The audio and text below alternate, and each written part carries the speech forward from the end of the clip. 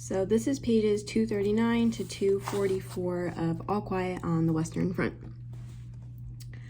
A few days later, we are sent to evacuate a village. On the way, we meet the fleeing inhabitants trundling their goods and chattels along with them in wheelbarrows, in perambulators, and on their backs. Their figures are bent, their faces full of grief, despair, haste, and resignation. The children hold on to their mother's hands, and often an older girl leads the little ones who stumble onward and are forever looking back. A few carry miserable-looking dolls. All are silent as they pass us by. We are marching in column. The French certainly will not fire on a town in which there are still inhabitants. But a few minutes later, the air screams, the earth heaves, cries ring out. A shell has landed among our rear squad. We scatter and fling ourselves down on the ground, but at that moment I feel the instinctive alertness leave me, which hitherto has always made me do unconsciously the right thing under fire. The thought leaps up with a terrible, throttling fear. You are lost. And the next moment a blow sweeps like a whip over my left leg. I hear Albert cry out. He is beside me. Quick up, Albert, I yell, for we are lying unsheltered in the open field. He staggers up and runs. I keep beside him. We have to get over a hedge. It is higher than we are. Crop seizes a branch. I heave him up by the leg. He cries out. I give him a swing and he flies over. With one bound, I follow him and fall into a ditch that lies behind the hedge. Our faces are smothered with duckweed and mud, but the cover is good, so we wade in up to our necks. Whenever a shell whistles, we duck our heads under the water. After we have done this a dozen times, I am exhausted. So they're in a town with just like regular people, and that town is getting attacked. So not only are the soldiers getting hurt, but so are the civilians of the town.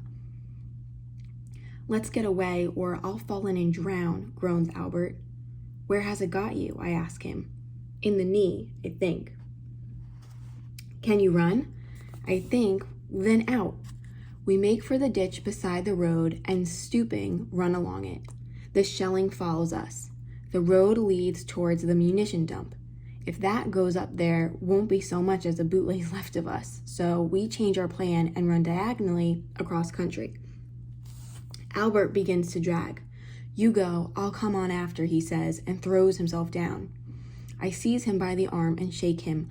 Up, Albert. If once you lie down, you'll never get any farther. Quick, I'll hold you up. At last, we reach a small dugout. Crop pitches in and I bandage him up. The shot is just a little above his knee.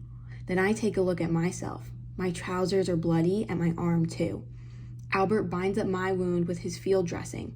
Already he's no longer able to move his leg, and we both wonder how we managed to get this far. Fear alone made it possible. We should have run even if our feet had been shot off. We would have run on the stumps. I can still crawl a little. I call out to a passing ambulance wagon which picks us up. It is full of wounded. There is an army medical lance corporal with it who sticks an anti-tetanus needle into our chests. At the dressing station, we arrange matters so that we lie side by side. They give us a thin soup, which we spoon down greedily and scornfully because we are accustomed to better times, but are hungry all the same. Now for home, Albert, I say. Let's hope so, he replies. I only wish I knew what I've got. The pain increases. The bandages burn like fire. We drink and drink, one glass of water after another. How far above the knee am I hit? Asks Crop. At least 4 inches, Albert, I answer. Actually, it is perhaps 1. I've made up my mind, he says after a while. If they take off my leg, I'll put an end to it. I won't go through life as a cripple. So we lie there with our thoughts and wait. In the evening, we are hauled on to the chopping block. I am frightened and think quickly what I ought to do, for everyone knows that the surgeons in the dressing stations amputate on the slightest provocation. Under the great business that is much simpler than complicated patching. I think of Kemrick. Whatever happens, I will not let them chloroform me, even if I have to crack a couple of their skulls.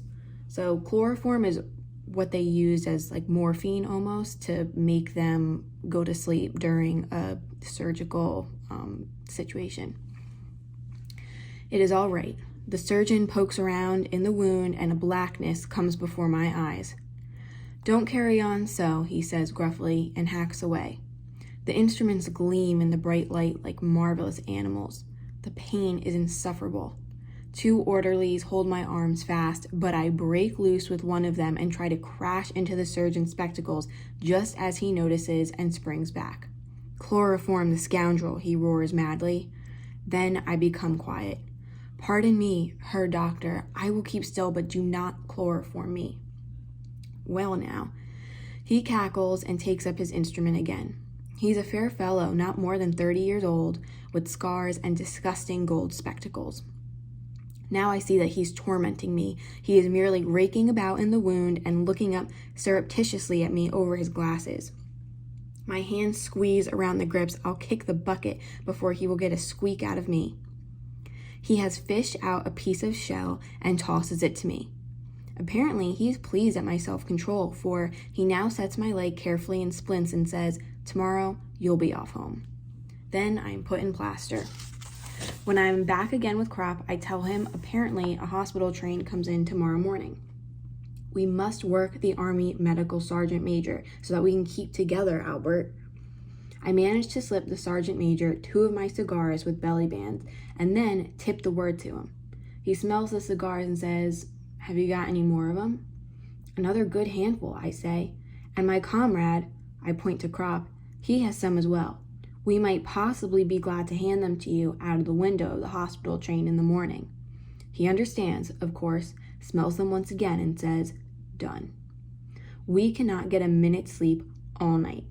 One of them sings hymns in a high cracked tenor before he begins to gurgle. Another has crept out of his bed to the window. He lies in front of it as though he wants to look out for the last time.